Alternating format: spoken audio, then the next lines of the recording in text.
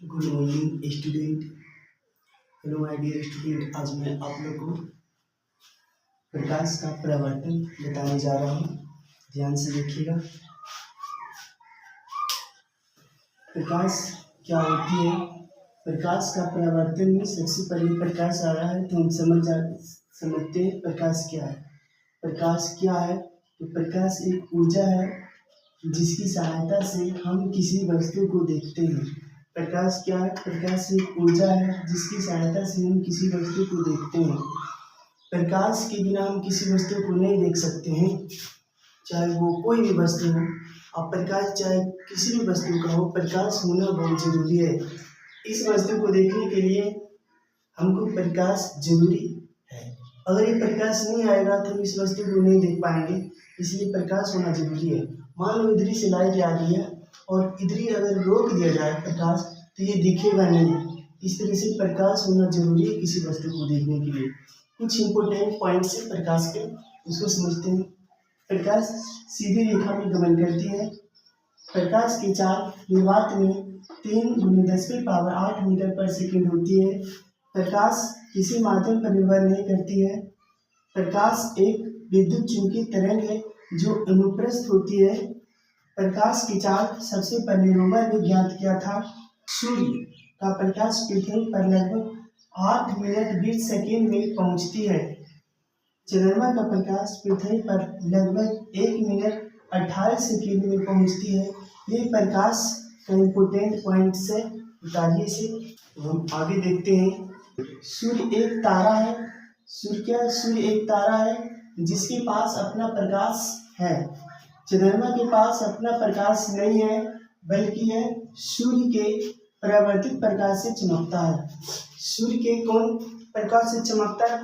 चंद्रमा तो परावर्तित प्रकाश से चमकता है। प्रकाश सभी जीव एवं जंतुओं के लिए अति आवश्यक है। बिना प्रकाश के कोई भी जीव वृद्धि नहीं कर सकती है। प्रकाश स्रोत क्या होती है? जिस वस्तु से प्रकाश निकलती है तो उसे प्रकाश का स्रोत कहा जाता है, जैसे सूर्य, तारा, बल्ब, ट्यूबलाइट, मोमबत्ती। प्रकाश स्रोत के आधार पर वस्तु की बनावट 2 प्रकार की होती है। इतना लिखिए, इसके बाद अभी इसको समझते हैं। प्राकृतिक प्रकाश स्रोत, कृत्रिम प्रकाश स्रोत। प्रकाश स्रोत कितने प्रकार की होती है? 2 प्रकार की। प्राकृतिक प्रकाश स्रोत, कृत्रिम प्रकाश स्रोत। प्राकृतिक प्रकाश स्रोत क्या होती है? जिस वस्तु को प्राकृतिक ने बनाया है और जो प्रकाश देता है। जिस वस्तु को प्राकृतिक ने बनाया है और जो प्रकाश देता है तो उसे प्राकृतिक प्रकाश स्रोत कहा जाता है। जैसे सूर्य, तारा इत्यादि। सूर्य और तारा को किसी मानव ने बनाया है, बल्कि ये प्रकृति के द्वारा बनाया गया है। इस प्रकार सूर्य और तारा क्या होगी? प्राकृतिक प्रकाश स्रोत होगी। दूसरा प्रकार है कृत्रिम प्रकाश स्रोत। जिस वस्तु को मानव ने बनाया है और जो प्रकाश देता है तो उसे कृत्रिम प्रकाश स्रोत कहा जाता है, जैसे लालटेन, मोमबत्ती, बल्ब इत्यादि। प्रकाश स्रोत के आधार पर वस्तु 2 प्रकार की होती है, प्रदीप्त पिंड या प्रदीप्त पिंड। पिंड का मतलब वस्तु होता है। इतना लिखिए। जिस पिंड से प्रकाश स्वतः निकलती है तो उस पिंड को प्रदीप्त पिंड कहा जाता है, जैसे सूर्य, तारा, बल्ब आदि। प्रदीप्त पिंड 2 प्रकार की होती है। प्रदीप्त पिंड 2 प्रकार की होती है, प्राकृतिक प्रदीप्त पिंड, कृत्रिम प्रदीप्त पिंड। अब इस दोनों को समझते हैं। प्राकृतिक प्रदीप्त पिंड किसे कहा जाता है? जिस प्रदीप्त पिंड को मानव नहीं बनाया है तो उस पिंड को प्राकृतिक प्रदीप्त पिंड कहा जाता है, जैसे सूर्य, तारा आदि। कृत्रिम प्रदीप्त पिंड किसे कहा जाता है?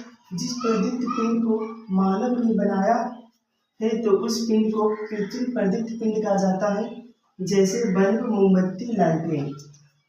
ये सभी को मानव ने बनाया है और ये जो वस्तु है प्रकाश देती है। ये सभी को मानव ने बनाया और ये वस्तु प्रकाश देती है। इस तरह से प्राकृतिक प्रदीप्त पिंड हो जाएगा, ये कृत्रिम प्रदीप्त पिंड हो जाएगा। इसको लिखिए। अब आगे समझते हैं अप्रदीप्त पिंड। जिस पिंड से प्रकाश नहीं निकलती है तो उस पिंड को अप्रदीप्त पिंड कहा जाता है, जैसे किताब, चंद्रमा, ग्रह, ईंटा इत्यादि। अपर्दित पिंड भी दो प्रकार की होती है, प्राकृतिक अपर्दित पिंड, कृत्रिम अपर्दित पिंड। अब इस दोनों को समझते हैं। प्राकृतिक अपर्दित पिंड क्या है? जिस अपर्दित पिंड को मानव ने बनाया है तो उसे पिंड को प्राकृतिक अपर्दित पिंड कहा जाता है, जैसे चंद्रमा ग्रह आदि। कृत्रिम अपर्दित पिंड क्या है? जिस अपर्दित पिंड को मानव बनाया है तो उस पिंड को कृत्रिम अपर्दित पिंड कहा जाता है, जैसे ईटा, किताब, टेबल आदि। इसको लिखिए, आगे बताया जाएगा। अब इसको हम समझते हैं। प्रकाश आर पार करने के आधार पर पदार्थ तीन प्रकार की होती है, पारदर्शी पदार्थ, अपारदर्शी पदार्थ, पारभासी पदार्थ। ये तीन प्रकार की क्यों होती है? प्रकाश के आधार पे। पारदर्शी पदार्थ किसे कहा जाता है? जिस पदार्थ से प्रकाश आसानी से पार हो जाते हैं तो उस पदार्थ को पारदर्शी पदार्थ कहा जाता है, जैसे सफेद कांच, हवा आदि। यहाँ पे देखिए एक कैंडल है, मोमबत्ती है और यहाँ पे सफेद कांच है। इसी प्रकाश दिखाया गया है कि आसानी से पार हो गई है। इस प्रकार से ये जो कांच है पारदर्शी पदार्थ होगा। अपारदर्शी पदार्थ, जिस पदार्थ से प्रकाश पार नहीं होती है तो उस पदार्थ को अपारदर्शी पदार्थ कहा जाता है, जैसे किताब, ईंटा आदि। यहाँ पे एक ईंटा है, यहाँ पे कैंडल है, कैंडल से प्रकाश निकल रही है और ईंटा से पार नहीं हो रही, तो इसके पीछे एक अंधेरा क्षेत्र बनता है।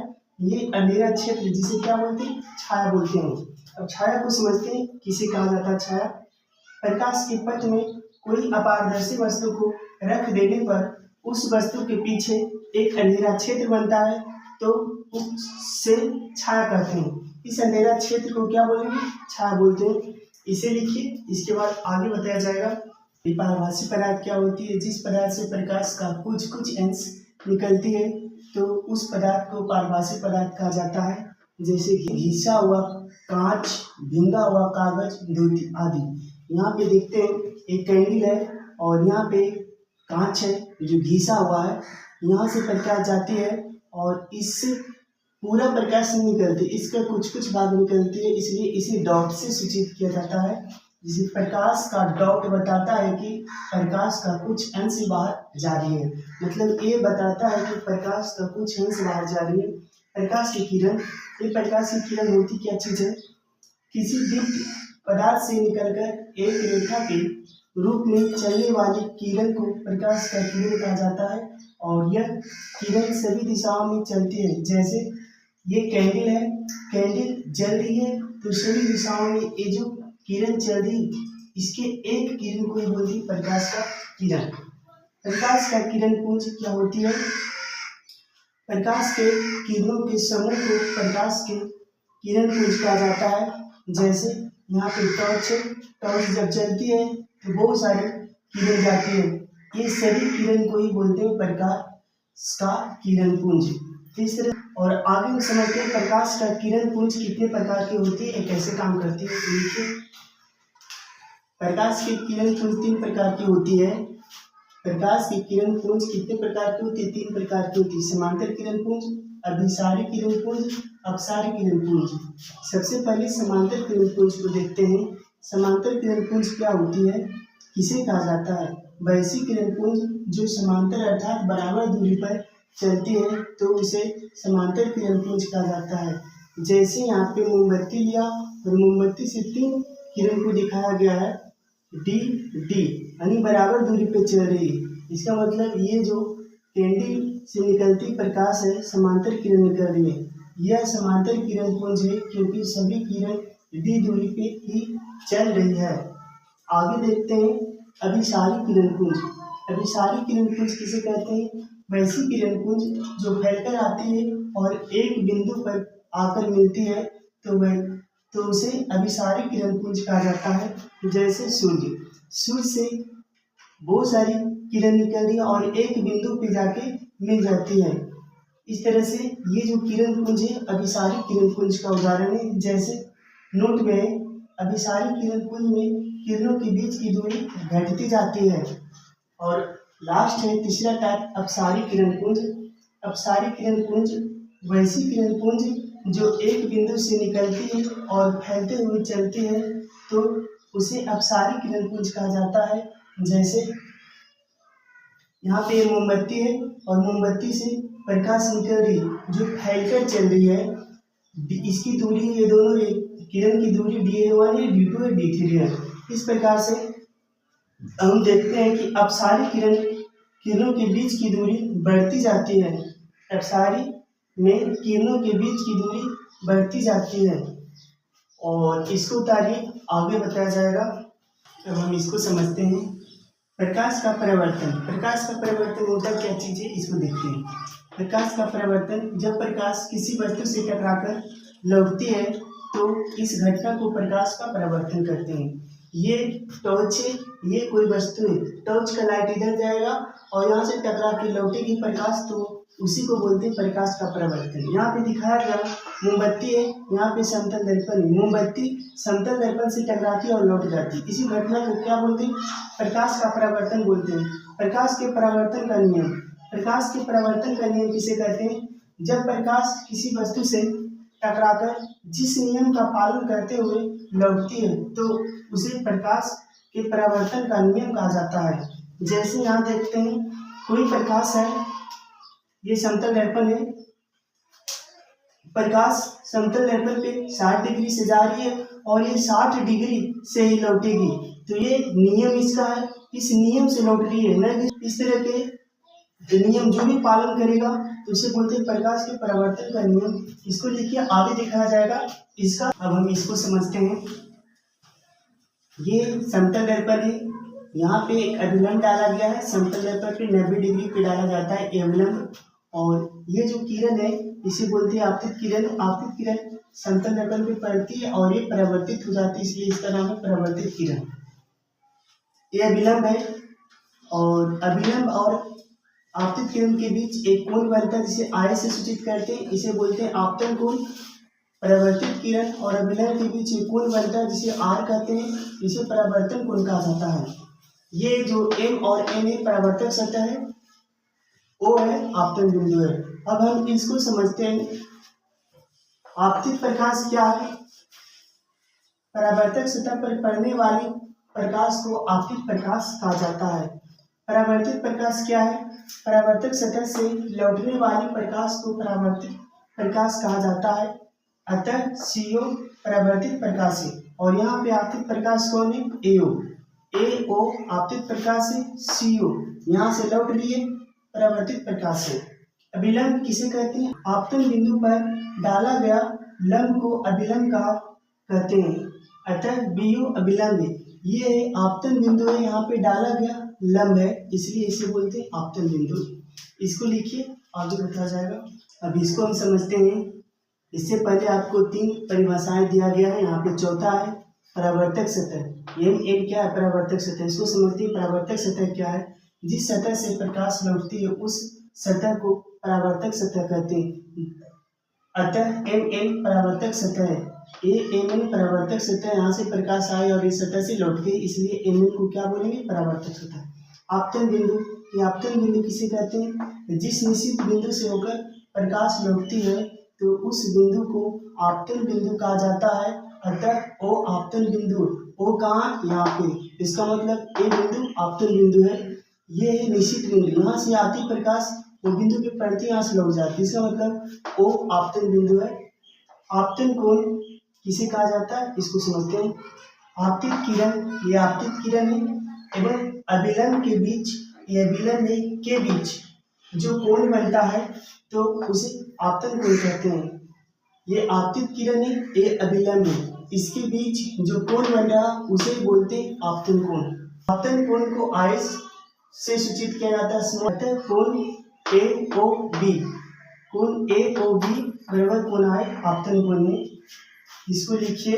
परावर्तन कोण किसे कहते हैं, परावर्तित किरण एवं अभिलंब के बीच जो कोण बनता है तो उसे परावर्तन कोण कहा जाता है और इसे r से सूचित किया जाता है।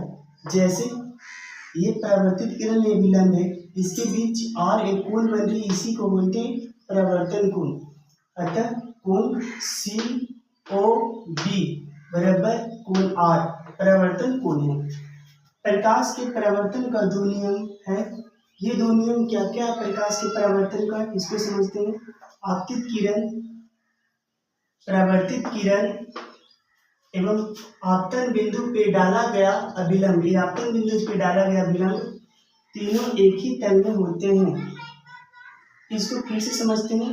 आपतित किरण, परावर्तित किरण एवं आपतन बिंदु पर डाला गया अभिलंब तीनों एक ही तल में होते हैं। अतः एओ सीओ बीओ एक ही तल ओ पर स्थित है, जिसको समझने के लिए यहाँ पे एक फिगर डाला गया है और इसको लिखिए, आगे बताया जाएगा। पहला नियम आपको बताया गया। अब हम प्रकाश के परावर्तन का दूसरा नियम को समझते हैं। दूसरा नियम क्या बोलती है, आपतन कोण परावर्तन कोण के बराबर होते हैं। ये जो आपतन कोण है ना, ये परावर्तन कोण के क्या होगा, बराबर होगा। ये दूसरा नियम है। कोण ए ओ बी बराबर कोण सी ओ बी, यानी कोण ए ओ बी का मान आई हो गया, कोण सी ओ बी का मान आर हो गया। ये दोनों हमेशा बराबर होती है, यही दूसरा नियम है। ये यहाँ पे आपको फिगर दिख रहा है, इसमें क्या है, एक समतल दर्पण है। यहाँ से प्रकाश 90 डिग्री से आपतित होती है और परावर्तित भी 90 डिग्री से हो जाती है। तो इस कंडीशन में कोण आई और कोण आर बराबर तो होगा, लेकिन किसके बराबर होगा, 0 के बराबर होगा। इसी को यहाँ पे नोट करके लिखें। जब प्रकाश किसी वस्तु पर 90 डिग्री से आपतित होती है और 90 डिग्री से लौट जाती है, तो इस प्रकार के शर्त में कोण आई और कोण आर का मान 0 के बराबर होता है। अतः कोण आई बराबर कोण आर बराबर 0। अतः कोण आई बराबर कोण आर बराबर 0। इस प्रकार से इस तस्वीर का पूरा डिटेल हम खत्म कर चुके हैं। आगे और बताया जाएगा, इसको लिखिए।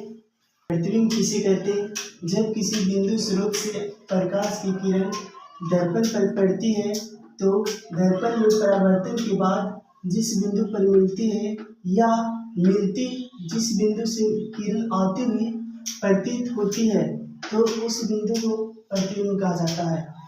इसको फिगर के माध्यम से समझते हैं। यहाँ से प्रकाश आपतित होती है दर्पण पे, दर्पण में परावर्तन के बाद ये दोनों किरण यहाँ पे कट कर रही है, मिल रही। इसका मतलब ये जो मिल रही जिस बिंदु पे, ये बिंदु प्रतिबिंब है और ये वास्तविक रूप से मिल रही है, जिसको हम देख सकते हैं। इसका मतलब ये वास्तविक प्रतिबिंब है। इसको समझते हैं। यहाँ से किरण निकलती, यहाँ पे जाती और यहाँ से लौट जाती इधर। अब इस किरण को डॉट डॉट करके हम दर्शा रहे हैं। ऐसा लग रहा है ये किरण यहाँ से निकली है, ये किरण यहाँ से जा रही है। तो इसका मतलब जिस बिंदु से आती हुई किरण प्रतीत होती है उसे क्या बोलते हैं, उस बिंदु को प्रतिबिंब बोलते हैं। जब डॉट डॉट से सूचित करते हैं उस किरण को, ये काल्पनिक प्रतिबिंब होता है। प्रतिबिंब दो प्रकार की होती है, वास्तविक प्रतिबिंब, काल्पनिक प्रतिबिंब। अब इस दोनों प्रतिबिंब का परिभाषा आगे देखते हैं, उसको लिखिए। वास्तविक प्रतिबिंब किसे कहा जाता है, जब प्रकाश किरण किसी बिंदु स्रोत से निकलकर दर्पण में परावर्तन के बाद जिस बिंदु पर वास्तविक रूप से मिलती है उस बिंदु को वास्तविक प्रतिबिंब कहा जाता है। वास्तविक प्रतिबिंब को पर्दे पर उतारा जाता है। यह प्रतिबिंब हमेशा वस्तु से उल्टा बनता है। अतः बी डैश वास्तविक प्रतिबिंब और ए डैश बी डैश प्रतिबिंब की ऊंचाई है।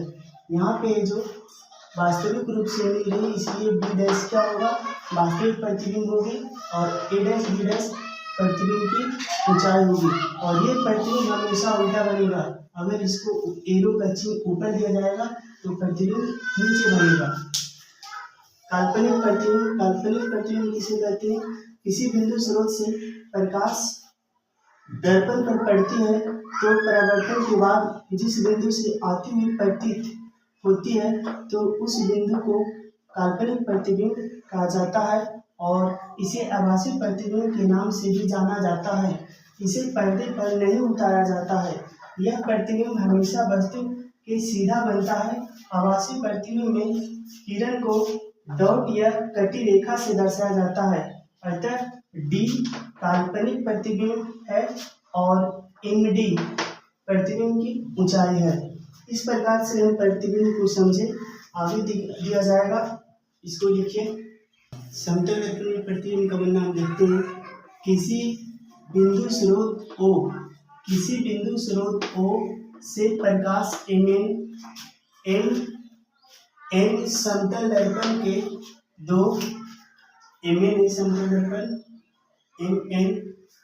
दो बिंदु M पर 90 डिग्री से पड़ती है और उसी पथ पर 90 डिग्री से लौट जाती है। दूसरी किरण A पर पड़ती है और वह B की दिशा में लौट जाती है।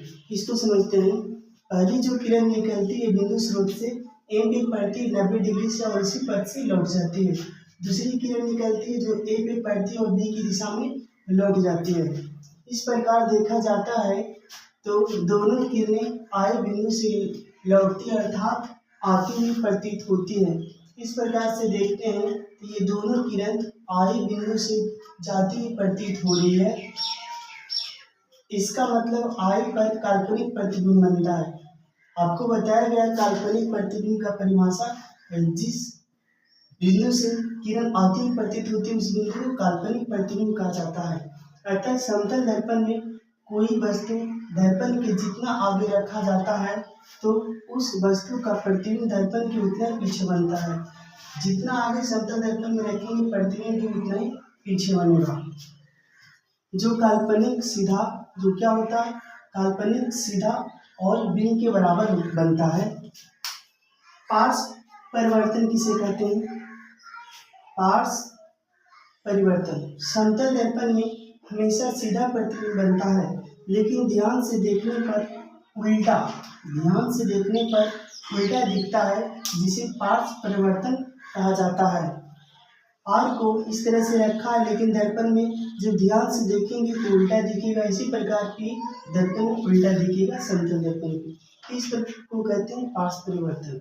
इस प्रकार से समतल दर्पण में प्रतिबिंब का बनना देखते हैं। अब इसका गुण देखेंगे आगे। इसको लिखिए।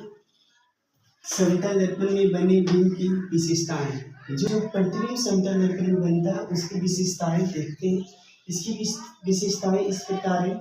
समतल दर्पण में प्रतिबिंब हमेशा दर्पण के पीछे बनता है। प्रतिबिंब हमेशा बिंब के बराबर बनता है। प्रतिबिंब हमेशा वस्तु से सीधा बनता है। प्रतिबिंब पार्श्विक रूप से उल्टा होता है। प्रतिबिंब आभासी होता है, जिसे पर्दे पे नहीं प्राप्त किया जा सकता है। प्रतिबिंब दर्पण के उतना ही पीछे बनता है जितना वस्तु दर्पण के आगे रहता है। तो ये सब समतल दर्पण की विशेषताएं हैं। अब आगे हम देखते हैं दर्पण। दर्पण किसे कहते हैं? तो वैसे कांच का टुकड़ा जिसका एक भाग रचित किया हुआ तथा दूसरे भाग से प्रकाश का परावर्तन होता, तो उस कांच को दर्पण कहा जाता है। दर्पण में सिल्वर से रचित किया जाता है और उसके ऊपर लाल या हरा पेंट चढ़ा दिया जाता है, तब जाके दर्पण में किसी वस्तु का प्रतिबिंब या फोटो बनता है अब दर्पण का प्रकार आगे देखते हैं। इसको लिखिए। दर्पण मुख्य रूप से दो प्रकार की होती है। ये दर्पण मुख्य रूप से दो प्रकार की होती है। कौन कौन होती है? समतल दर्पण, गोलीय दर्पण। गोलीय दर्पण भी दो प्रकार की होती है, अवतल दर्पण, उत्तल दर्पण। अब आने वाले से इसको हम समझेंगे। पहले इसका हम परिभाषा देख लेते हैं। समतल दर्पण किसे कहा जाता है? जिस दर्पण का परावर्तक सतह बराबर अर्थात समतल होता है तो उस दर्पण को समतल दर्पण कहते हैं। अतः एम एक समतल दर्पण है। एक समतल दर्पण है। जैसा कि आपको समतल दर्पण हम पहले बता चुके हैं, इस प्रकार से समतल दर्पण अब नहीं बताएंगे। अब गोलीय दर्पण को हम समझते हैं। तो इसको लिखिए। गोलीय दर्पण किसे कहा जाता है? जिस दर्पण का परावर्तक सतह किसी खोखले गोले का एक भाग होता है तो उसे गोलीय दर्पण कहते हैं। ये गोलीय दर्पण है। ये खोखला गोला है।